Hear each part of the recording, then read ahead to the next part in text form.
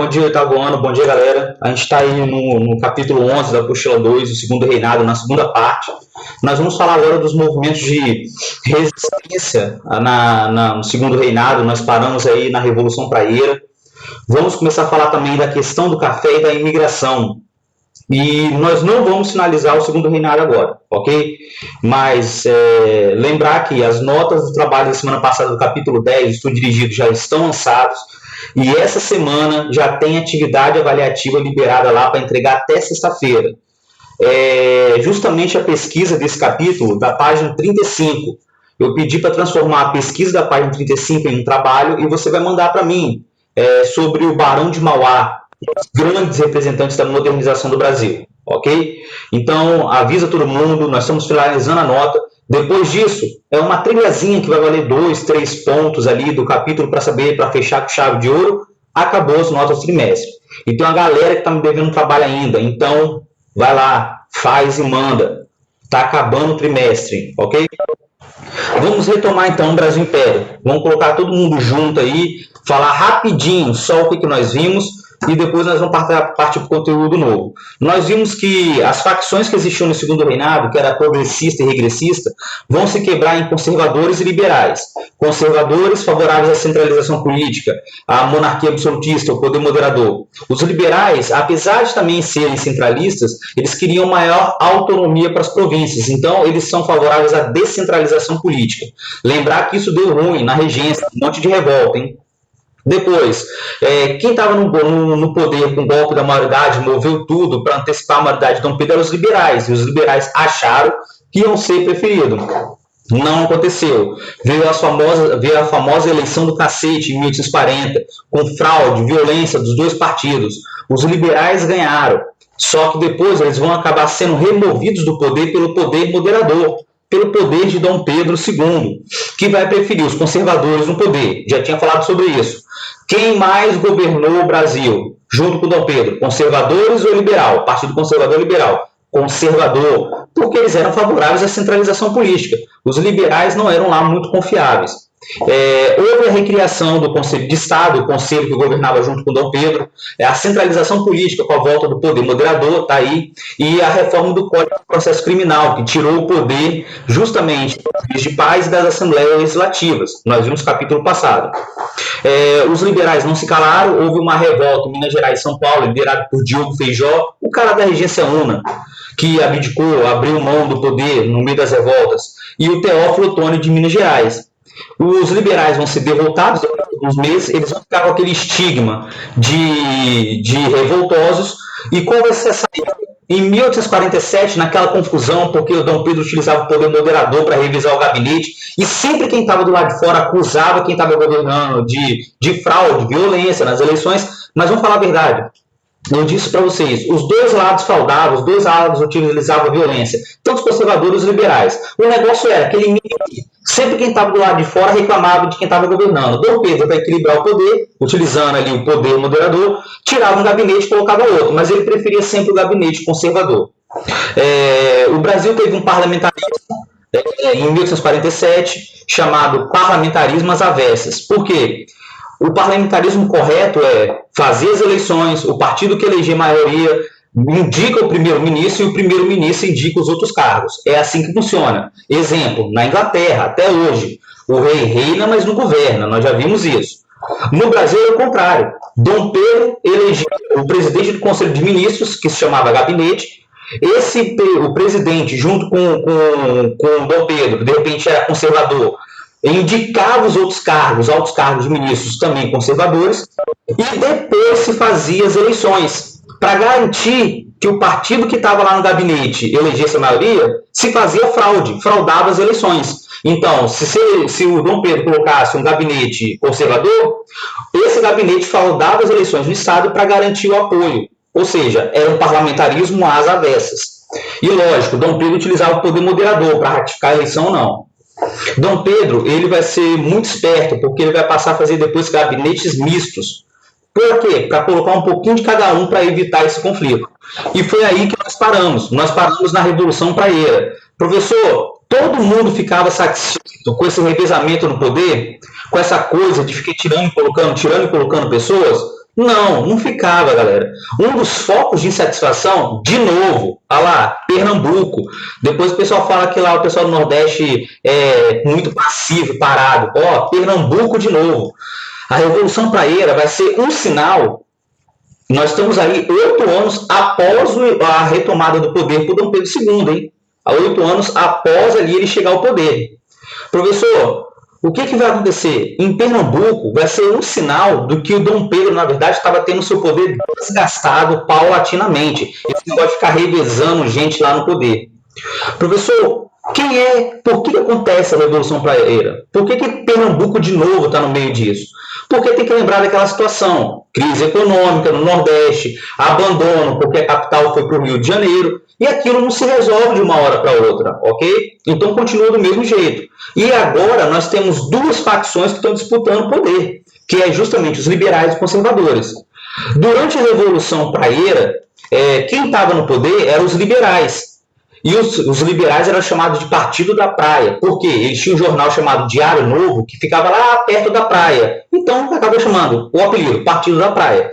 E do outro lado eram os conservadores, que eram os gabirus. E lá também acontecia esse negócio de ficar revezando o poder. Antes, quem estava lá no poder, antes da Revolução, eram os liberais. Os liberais saíram do poder e entraram os conservadores, os gabirus que estavam governando.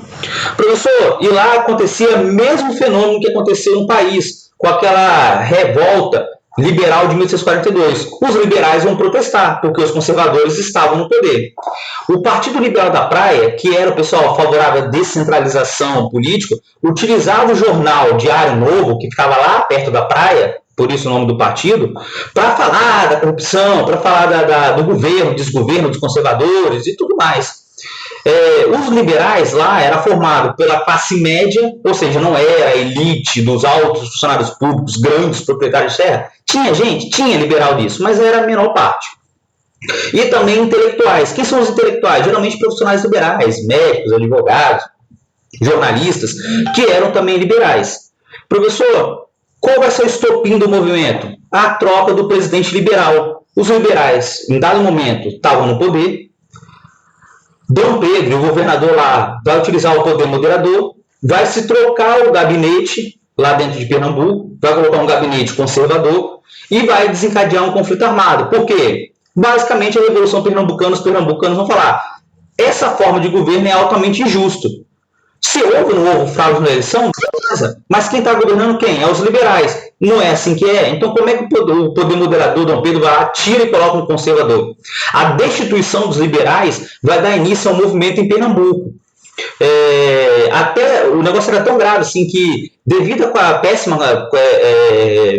qualidade de vida, a miséria e a pobreza, até a população mais baixa, que não tinha nada a ver com esse conflito da elite e troca de poder entre liberais e conservadores, vão acabar se envolvendo. E depois vai sair o resultado final, vai ser que a galera vai ser derrotada, muitos vão ser presos, os líderes. Mas isso aí vai despertar, vou chamar a atenção, vai despertar aquela ideia que se criar ao longo da onde? Da Segunda República, que na verdade o uso do poder indiscriminado, do poder moderador, desgasta a figura do imperador. Por quê?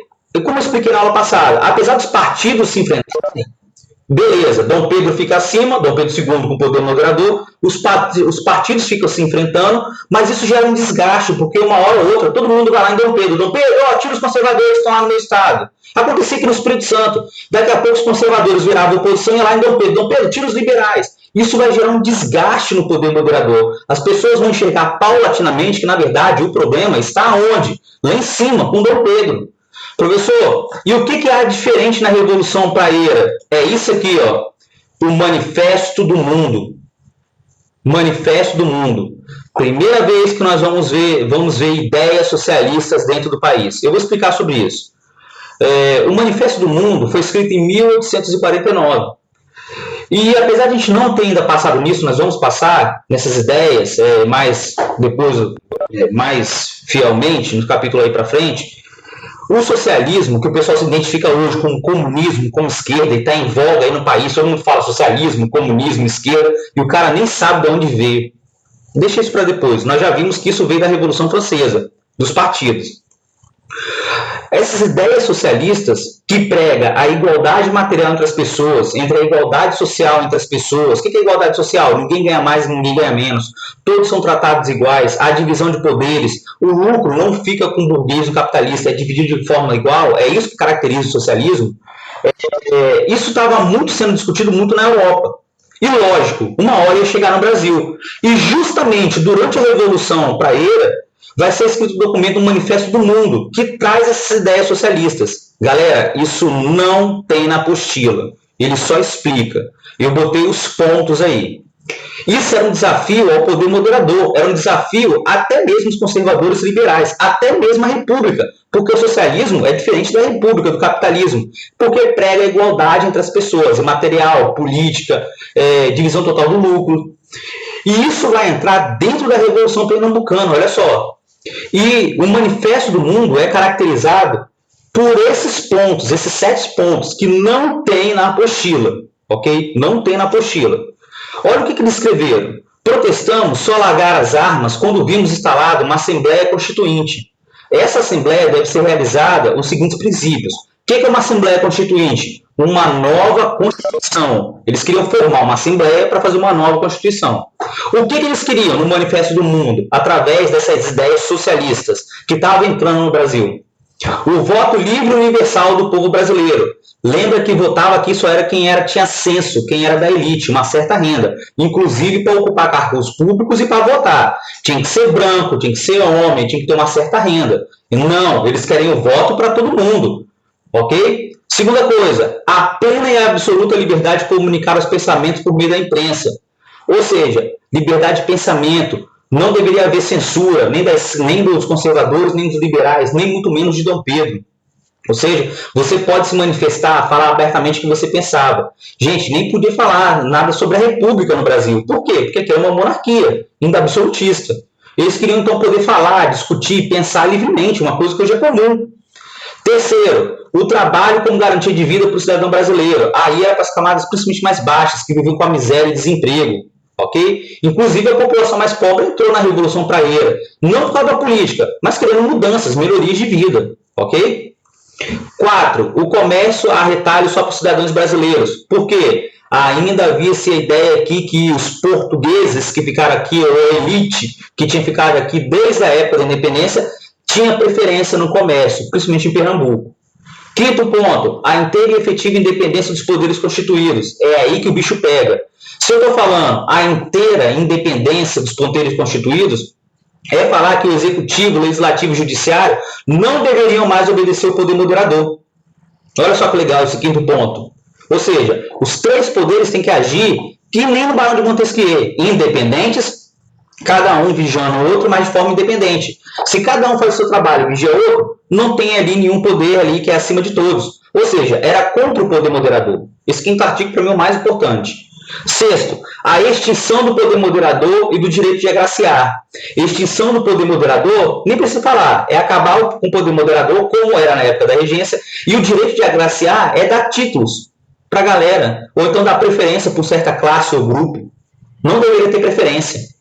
E sétimo, o elemento federal na nova organização, ou seja, abolir a monarquia e fazer uma república. Nem precisa falar que isso foi muito mal recebido até no meio dos revoltosos. Essa coisa de proclamar a república, acabar com o poder moderador. Gente, a gente tinha acabado de sair das revoltas regenciais. O Brasil quase foi dividido. E agora nós vamos levar o país por caos de novo? Nem precisa falar que essas ideias não foram bem recebidas durante a Revolução Praeira. Ok, beleza. Mas foi a primeira vez que nós vemos ideias de igualdade sendo trazidas para o Brasil. Isso aí a gente não pode negar. Professor, vai ter sucesso? Não, a Revolução Praeira, eu já falei, vai ser um fracasso. A repressão, o movimento vai ser derrotado, o pessoal vai ser preso, aí dependendo da classe vai ter a punição maior ou menor. Mas uma coisa vai mudar no Brasil. Qual é a coisa que vai mudar no Brasil? A partir de agora, os gabinetes não vão ser mais conservador e liberal. Dom Pedro agiu, ficou com medo de tomar um golpe. Então, o que ele fazia? Gabinetes mistos. O que é gabinetes mistos? Ah, vamos fazer um gabinete meio a meio, metade conservador e metade liberal. Igual quando você vai na pizzaria, que era metade disso e metade daquilo. A ideia era agradar um pouquinho os dois lados. Olha a inteligência de Dom Pedro. Ele começou a formar gabinetes mistos justamente para agradar gregos e troianos, agradar um pouquinho conservadores e liberais. Aí não tem mais motivo para ter golpe. Beleza, os estados aqui o pessoal vai se degladiando para eleger o presidente de província, mas lá no país vai ter um pouquinho de liberal no poder, um pouquinho de conservador. E agora você não tem mais aquela confusão. E Dom Pedro vai conseguir governar mais 41 anos dessa forma. Será que deu certo o gabinete misto? Enterrou-se a ideia de república. Essas ideias socialistas vão ficar apagadas do país. Essa coisa de proclamar a república acabou. Se de 1840, quando Dom Pedro deu o golpe da maioridade com os liberais, até 49, quando terminou a Revolução Praieira, acabou os movimentos ali de conflitos entre conservadores e liberais no país, teve muito conflito entre os partidos. Depois de 49, o Dom Pedro vai governar ainda 40 anos fazendo gabinetes mistos. E os grandes conflitos entre os partidos vão diminuir. Dom Pedro vai utilizar o poder moderador agora para agradar todo mundo, e não um partido ou então só o outro. Vai tentar agradar gregos e troianos. Olha a inteligência do cara. E vai dar certo, porque ele vai ficar mais 40 anos agora e não vai enfrentar mais grandes conflitos. Deu certo, gabinete misto. Professor, e a economia? Agora sim. Na economia, nós já não vemos mais o algodão, o açúcar, os minérios, ouro, prata, diamante, são grandes produtos, muito menos o pau-brasil. Quem é o grande produto? Eu já tinha dado uma palhinha. Vai ser o café. O café vai se transformar em um grande produto de exportação no Brasil, um grande produto que vai levar a economia do Brasil, em parte, a se recuperar no segundo reinado. E aonde o café vai começar a ser produzido em larga escala para ser exportado? Nosso café era de exportação. Era Rio e São Paulo. Só que tem uma diferença entre as duas regiões. O Vale do Paraíba, que vai ser a região no Rio de Janeiro, São Paulo, a divisa, e do outro lado vai ser o Oeste Paulista, que já é o interior de São Paulo. Professor, qual é a diferença entre uma região e outra? A forma como se produzia o café. A forma como se produzia e trabalhava o café. Vamos lá, lembrando lá, segundo reinado começou, depois da regência, com o golpe da maioridade, nós ainda estávamos em crise econômica, endividado pelas guerras da regência, conflitos internos. O café, o açúcar já não era o grande produto de exportação, já estava sofrendo muita concorrência, já tinha caído muitas exportações. Nós vimos até atividade disso. O algodão no Nordeste, os escravos estavam muito caros, a mão de obra escrava para trazer, porque já estava começando a se diminuir a escravidão no mundo. Aí vem o café no Brasil e surge como aquele produto nacional de exportação, que vai ficar na mão de quem? Das elites, elites cafeeiras. Alguém que já escutou isso em geografia? Elites cafeeiras. Alguém já passou aí pela produção de café, como é que se faz aí no Brasil? Com o tio Rubens? Já chegaram a olhar isso? Eu acho que não, né? Então, vamos lá. Como se desenvolveu a produção de café no Vale do Paraíba? No Vale do Paraíba, a mão de obra... Não, né? Beleza, tranquilo. Mas aí alguém já foi numa fazenda de café, pelo menos para ver aqueles pezinhos, quando você passa lá na 262 ali, Santa Leopoldina, tem aqueles pezinhos de café. Vocês já viram lá? Alguém já viu como é que é a produção? Dá um trabalhão, não dá? Não é fácil. E engraçado que o café tem várias variantes, conilon, arábica, e cada um varia o preço, até na região onde é produzido. Olha só que legal. Sim, para colher o café tem que fazer a derrubada. Hoje em dia o pessoal usa gotejamento, a Júlia está colocando aqui, para fazer os irrigadores, faz gotejamento, passa um cano furado lá e você liga lá e deixa lá. Mas na época, lá no século passado, lá no século XIX, a produção de café não era lá muito 100% igual hoje moderna. Era baseada na mão de obra escrava, para tudo. Nós ainda estamos na escravidão. Nós ainda estamos falando da mão de obra escrava, que era trazido lá da África. Contra o gosto da Inglaterra, que não desejava que essa escravidão continuasse. Mas como é que se envolveu lá no Vale do Paraíba a produção de café? A produção de café no Vale do Paraíba utilizava mão de obra escrava, técnicas predatórias e esgotamento do solo. Isso aí é mais geografia do que história. Vamos lá. No Vale do Paraíba, a mão de obra que foi empregada essencialmente era mão de obra escrava. Ou seja, ali se utilizava muito mão de obra cativa. E os donos faziam grandes latifúndios, imensos latifúndios, utilizando a mão de obra escrava, como principalmente não era assalariada. Professor, mas cadê a imigração? Calma, nós vamos começar a falar agora. E também técnicas predatórias, tipo colocar fogo. Alguém tem algum parente que coloca fogo na roça para limpar? Porque o certo é você ir lá tirando os pés por pés que estão morrendo para limpar o terreno e plantar de novo. Mas para economizar tempo, os europeus absorveram aqui uma tática que era dos indígenas, que era fazer, se não me engano, a coivara, que era botar fogo no território e deixar tudo morto, depois você revirava a terra lá e saía plantando. Isso é uma técnica predatória, porque isso destrói o solo, a fertilidade do solo. O solo vai se esgotando, a fertilidade vai sumindo. E até hoje tem gente que faz isso. Taca fogo nessa época aqui de seca, igual está acontecendo aí no Pantanal, aqui na região serrana, muito São Paulo, Rio, Espírito Santo, Rio Grande do Sul, o pessoal taca fogo em tudo, limpa o terreno, mata tudo que está lá, as gramas, as arvorezinhas lá, os pés de café que já não são mais úteis, não tem mais fertilidade, destrói aquilo tudo, depois joga tudo no chão, vai lá, revira o solo, daqui a pouco vem plantando de novo. Isso é uma técnica que era até indígena, muito tempo atrás. Mas os indígenas faziam isso muito tempo atrás porque eles não tinham técnica, eles não tinham ferramentas, eles não tinham tecnologia. Nessa época, no século XIX, na segunda metade, já havia. Mas mesmo assim, tinha gente que preferia fazer o quê? Queimadas. Sair tudo e depois você vai ver que o solo vai esgotando. Quer ver uma outra coisa? Técnica predatória? Você plantar no território todinho e você não deixa ali a terra descansar. Quem tem parente no interior sabe que você tem que plantar de um lado e deixar o outro descansando. Quando você colhe desse lado, você planta desse e deixa o outro lado descantando. É a técnica de rotação. Lá no Vale do Paraíba não tinha nada disso. O pessoal plantava no território todinho. A terra começou a esgotar a fertilidade. Além das queimadas, não fazia rotação, a fertilidade vai diminuindo. O que você faz? Ah, vou aqui para o lado, vou desmatar tudo. É isso que o pessoal fazia. Desmatava tudo, o território nem era do cara. Mas ele desmatava tudo e fazia o quê? Agora eu vou plantar desse lado. Técnicas predatórias. Isso levava ao esgotamento do solo. Nessa fase, lá em 1840, quando o café começa a ser plantado, em 1850, nós vamos começar a ver a formação dos famosos barões do café. Barões do café, que era a galera poderosa, que influenciava a política. Se antes era o cara da mineração, se antes era o cara do açúcar, agora nós vamos ver formar uma elite cafeeira dentro de São Paulo, Rio de Janeiro, Minas Gerais, até aqui no Espírito Santo, Rio Grande do Sul, algumas regiões do Nordeste, os famosos barões do café, extremamente poderosos, que vão começar a influenciar a política local, começar a influenciar os rumos da nação. E Dom Pedro vai dar muita atenção a essa galera, porque era da onde vinha o dinheiro que sustentava o país, os impostos. Eu coloquei aí 2 imagens para vocês verem como era aí os casarões dos barões do café.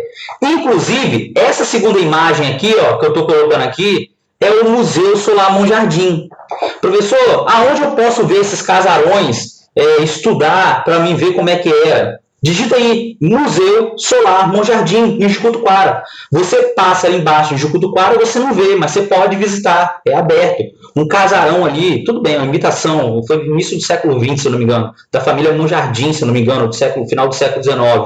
Mas você consegue ver, na região de Castelo tem esses casarões, em outras regiões aqui do Espírito Santo tem, você consegue ver. Inclusive, acho que Santa Leopoldina aqui também tem. Como eram esses casarões onde tinha ali a senzala, onde tinha ali a torrefação do café e a casa grande, onde ficava a casa do senhor, esse barão do café, da elite do café. Professor, e do outro lado, do Oeste Paulista? O Oeste Paulista, a produção de café era mais moderna, ok? Oeste Paulista, aqui ó, Oeste Paulista, do outro lado aqui, do lado direito. Como se utilizava mão de obra no Oeste Paulista? Mão de obra imigrante. Professor, quer dizer que não utilizava escravos? Não. No Oeste Paulista também começou a se utilizar mão de obra escrava. Mas com o tempo, essa burguesia do café, que vê que o país estava atrasado e que a mão de obra e também já não era fácil trazer os escravos aqui para essa região para produzir o café, a região sul-sudeste, eles vão ver que vai ser necessário substituir essa mão de obra. Até porque no mundo a escravidão já estava acabando.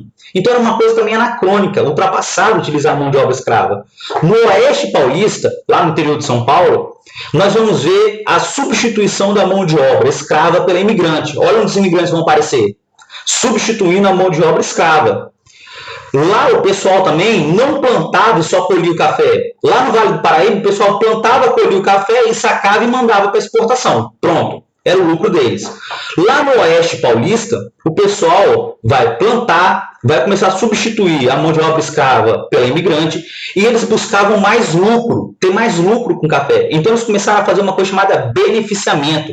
Quem é aí do interior sabe. O que é beneficiar o café? É você torrefar ele, você esquenta ele, aí depois você tira a casca e você só faz o grãozinho, só manda o grãozinho, limpo, bonitinho.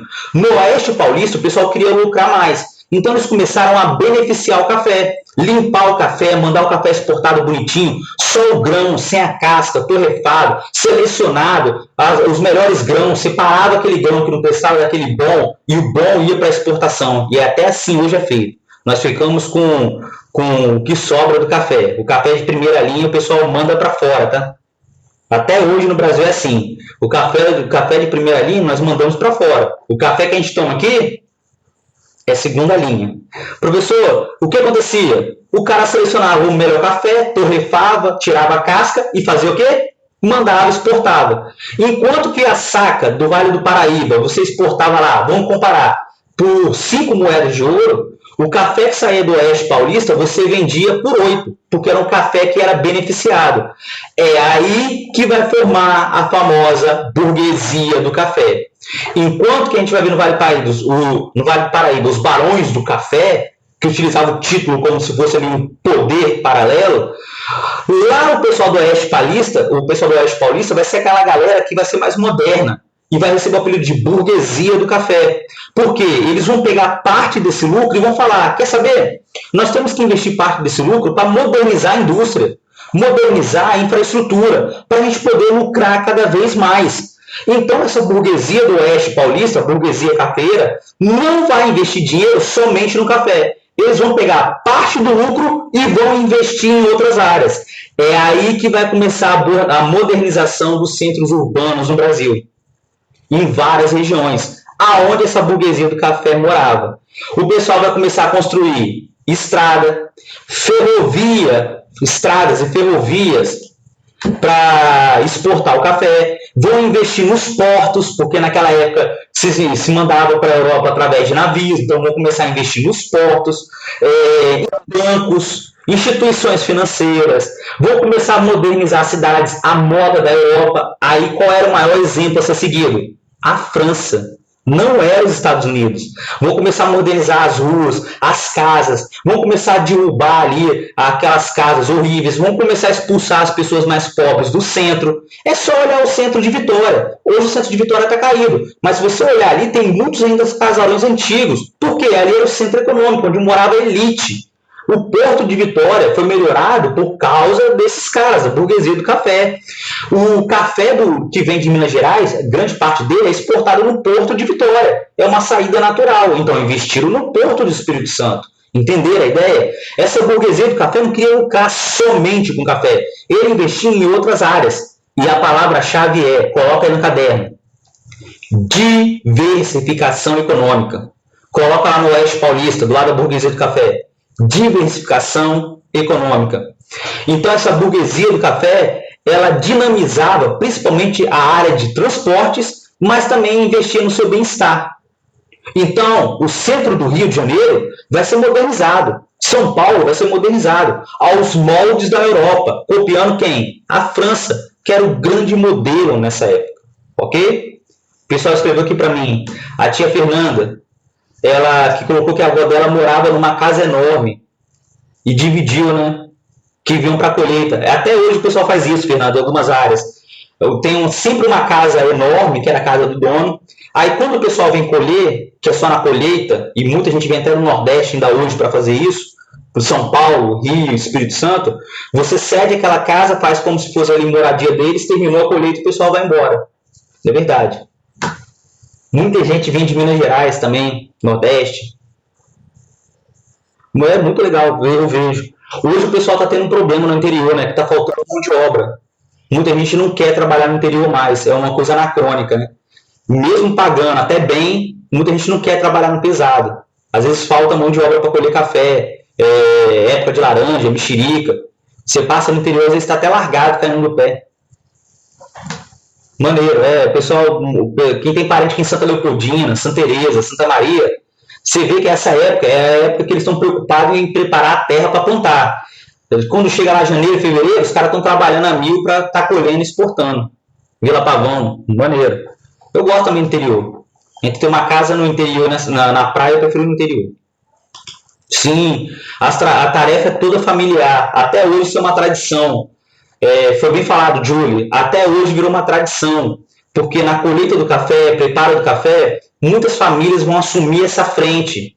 Vão assumir o local, porque a escravidão vai começar a diminuir. Nós vamos ver agora. A escravidão vai começar a diminuir, então quem assume a colheita, a plantação, o beneficiamento, até a exportação, mandar para fora, são as próprias famílias. Muitas até de imigrantes que vão substituir essa mão de obra escrava, ok? Mas nós vamos começar a ver isso agora. Dá muito lucro. Café ainda dá lucro, tá? Castelo, minha família também veio de Castelo. A família do meu pai veio de Castelo. Olha só, professor, então para pensar, nós estamos falando de um Brasil que está ficando mais moderno, que está ali de acordo com o que está acontecendo no mundo. O Brasil agora não está mais isolado, ok? O Brasil já não é mais uma colônia. Professor, o que vai acontecer? Por exigência de muitos empresários brasileiros, vai se criar uma tarifa chamada Tarifa Alves Branco. Para tudo agora e presta atenção.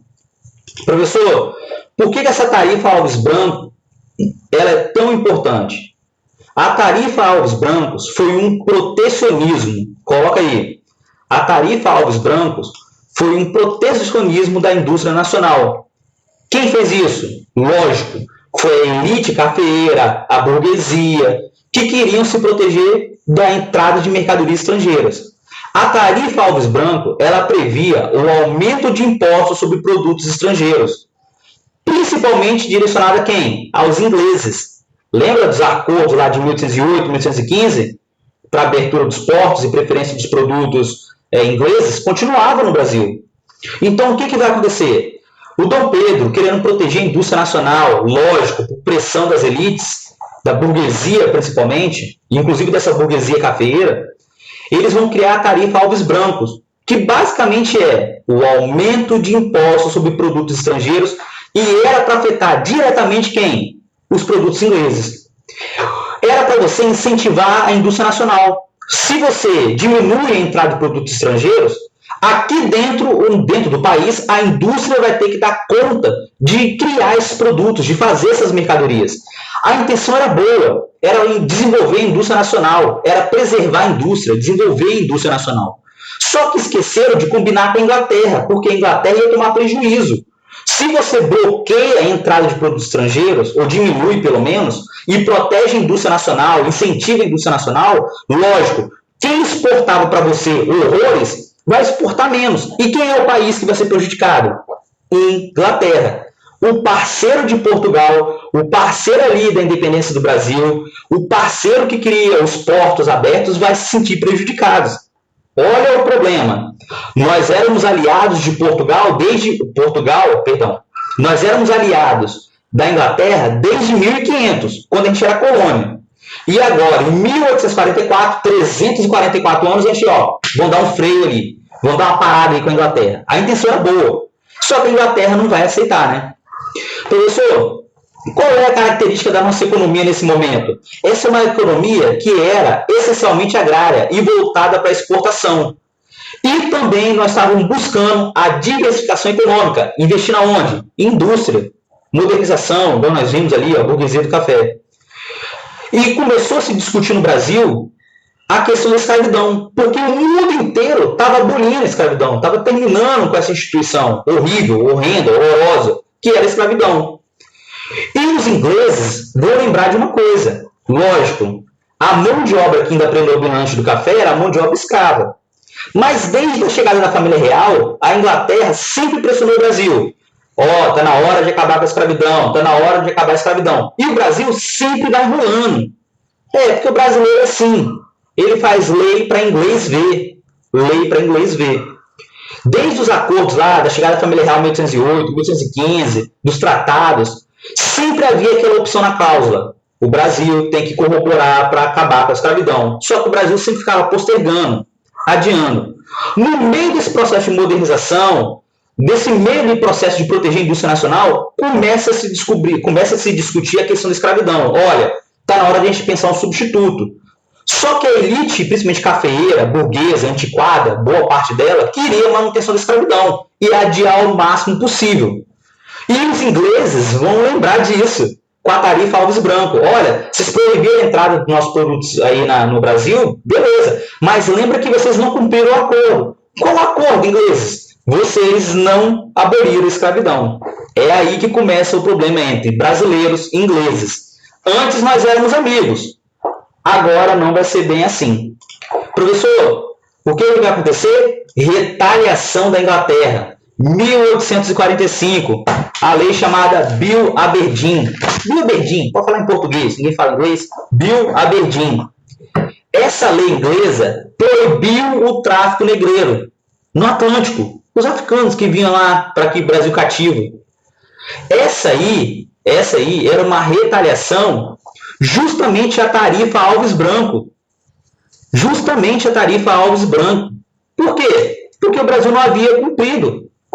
O que vai acontecer? Professor, mas como é que a Inglaterra vai vigiar o Atlântico todo? Para tudo, pessoal. A Inglaterra é uma ilha, lembra? Grã-Bretanha. Ela tinha uma marinha poderosa e temida. Era a melhor do mundo. Então, lógico, ela ia focar em qual país para proibir o tráfico negreiro? O Brasil. E traficantes negreiros vão ser presos, navios vão ser afundados, inclusive com escravos dentro, tá? A ordem inglesa era afundar qualquer navio que fosse de traficante negreiro. E o endereço principal era para o Brasil. Então eles ficavam vigiando a costa brasileira, o Atlântico. Afundaram o navio até com escravos dentro, não importa, o cara não parava. O pessoal aqui, os traficantes brasileiros, vão tentar camuflar os navios mercantes. Nossa, vai ser uma doideira. Professor, e isso vai dar certo? Isso vai criar uma crise internacional. Porque aqui dentro vai haver a pressão do Brasil para continuar o tráfico negreiro. Só que lá fora, o pessoal queria fazer o quê? Acabar com ela. Lógico, isso vai dar errado. Professor, em 1850, vai ser criada a Lei Eusébio de Queiroz, dentro do país, que proibia o tráfico negreiro, corroborando com Bill Aberdeen. Entendeu a ideia? 5 anos depois da proibição do tráfico internacional pelos ingleses, vai se criar a Lei Eusébio de Queiroz, 1850, proibindo o tráfico negreiro. Professor, e o tráfico vai acabar no Brasil? Vai ter que continuar tendo contrabando. Vai ser uma coisa de caça de gato e rato, um fugindo do outro no Atlântico. E, lógico, vai diminuir o número de escravos chegando para o Brasil. Essa em inglês foi uma lei para inglês ver, porque todo mundo sabe que a abolição da escravatura só vai ser no dia 13 de maio de 1888. Ou seja, depois da criação da Lei Eusébio de Queiroz, em 1850, ainda vai demorar 38 anos para abolir a escravidão. Olha só que doideira. Então foi uma lei para inglês ver. E lógico, os ingleses ficaram o quê? Fumos da vida. Eles não queriam ser enganados de novo. Eles queriam terminar a escravidão, queriam a abolição da escravidão no país para aumentar o número de pessoas consumindo produtos, que compensaria justamente a tarifa Alves Branco. Entendeu a ideia? Se abole a escravidão no Brasil, é necessário mais produtos para essa galera aí que foi libertada, que vai virar trabalhador. Entendeu a ideia? Os ingleses não fizeram isso porque eram bonzinhos. Não fizeram isso. O que isso vai gerar, professor? Vai gerar, na verdade, um aumento do tráfico interprovincial. Como não chegavam mais escravos vindo do Nordeste, da África, o que vai se fazer? Olha, aonde tem muito escravo sobrando aqui no Brasil? Norte e Nordeste. A produção industrial lá é pequena, a produção agrícola lá é pequena, e está tendo muito escravo sobrando no Norte e Nordeste. O que pode ser feito para suprir a mão de obra lá na região sul e sudeste, das grandes colheitas de café, das grandes fazendas e latifúndios? Olha, vamos mandar os escravos que estão sobrando do norte e nordeste para a região sul-sudeste. E foi isso que aconteceu. O nome disso, tráfico interprovincial. E outra coisa, o preço do escravo dispara. Por quê, professor? Lei da oferta e da procura. Se eu tenho pouca mão de obra, o preço faz o quê? Dispara. Então, aumenta o tráfico interprovincial de escravos que vem do norte, nordeste para o sul, sudeste, e o preço dispara. Professor, vai suprir a falta de mão de obra? Vai. Ah, professor, mas os escravos poderiam gerar filhos. Galera, mas até uma criança crescer, virar adolescente, começar a trabalhar, olha o prejuízo que o dono ia tomar. Então era difícil, Já não estava vindo mais escravo. O que vai acontecer? O preço dispara. Taxa de natalidade pequena nas senzalas. Os escravos tinham uma baixa expectativa de vida, trabalhavam demais, principalmente na lavoura, morriam cedo. O que vai acontecer? É necessário substituir a mão de obra escrava. É aí que entra o quê? Os imigrantes, para substituir a mão de obra escrava, a mão de obra negra. E era para direcionar para onde, professor? Para as grandes lavouras de café do sul e sudeste. É aí que vai vir justamente a imigração. Os fazendeiros vão começar a fazer o contrato de parceria. Os fazendeiros custeavam a passagem, alimentação, ferramenta, hospedagem das famílias imigrantes que vinham da Itália, da Alemanha, de outras regiões. Em troca, quando o pessoal chegava na fazenda, eles davam uma certa quantidade de pé de café para a família cuidar imigrante. E depois, quando vinha a colheita, a família dava os pés de café, que ia gerar lucro, para abater a dívida da passagem, da alimentação, da ferramenta e da hospedagem. Era um contrato de parceria. Ou seja, à medida que a família ia produzindo, ia batendo sua dívida, porque ela dava os pés de café para pagar sua dívida. E tirava uma partezinha para se alimentar, vestir, se cuidar. Professor, deu certo? Não, não deu certo. Sabe por quê? Os primeiros imigrantes sofreram com maus tratos. Porque os donos de café tratavam os imigrantes, os italianos, alemães, como eram escravos.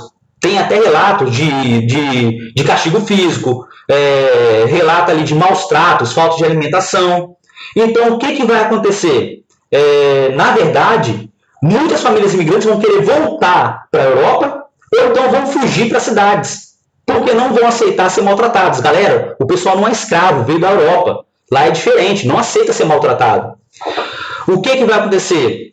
O início da imigração vai ser um fracasso e o governo brasileiro vai assumir a imigração. Vai começar a trazer as famílias e alojar elas no lugar dos próprios fazendeiros, que maltratavam, que cobravam uma dívida enorme que nunca podia ser paga. Essa é a verdade. E o governo brasileiro vai pagar um salário para essas famílias, para eles ficarem lá nas regiões onde eles foram trazidos. Qual eram as regiões? Geralmente, São Paulo, Rio, sul do país, Rio Grande do Sul, Espírito Santo, que estavam as grandes fazendas de café. Entenderam? É aí que começa o processo de imigração no Brasil. Por volta de 1840, 50, vai ganhando força. Professor, e qual é o problema? É justamente a elite brasileira. Por quê, professor? Porque a elite brasileira vai achar que os imigrantes vão tomar as terras deles. Porque a propaganda que se fazia lá fora era o seguinte: se você vier para o Brasil, você vai ter terra fácil para arar, para fazer agricultura. E a elite brasileira não estava interessada em perder as terras. Primeira coisa, eles endividavam os imigrantes e a dívida nunca era paga, enganava a galera. Depois maltratava, aí veio o governo pagava o salário. Beleza, mas a promessa era que esses imigrantes iam receber um pedaço de terra. Galera, a elite não estava interessada em dividir suas terras. Então, o que vai acontecer? A famosa criação Lei de Terras.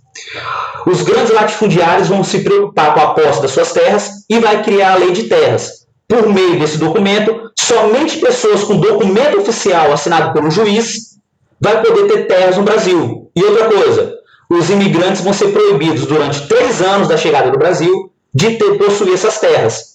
Galera, vai ser fraude para tudo quanto é lugar. Os juízes brasileiros vão se mancomunar com os grandes latifundiários, vão começar a falsificar documentos, vão forjar escrituras e vão começar a lotear o país todo. As maiores e melhores terras vão ficar na mão das elites e os imigrantes vão ser expulsos para áreas onde as terras não eram boas. Ou seja, falsificação em massa. Isso tudo era para dificultar o acesso do imigrante à terra e dos pobres a terras. para as maiores e melhores terras ficarem na mão de quem? Dos latifundiários. E assim termina a segunda fase do segundo reinado. Ok, galera? Dúvidas? Perguntem.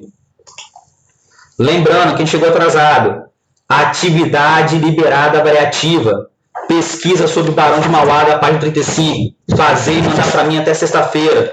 Nós estamos finalizando as notas. Por favor, está valendo 7 pontos de novo, se eu não me engano.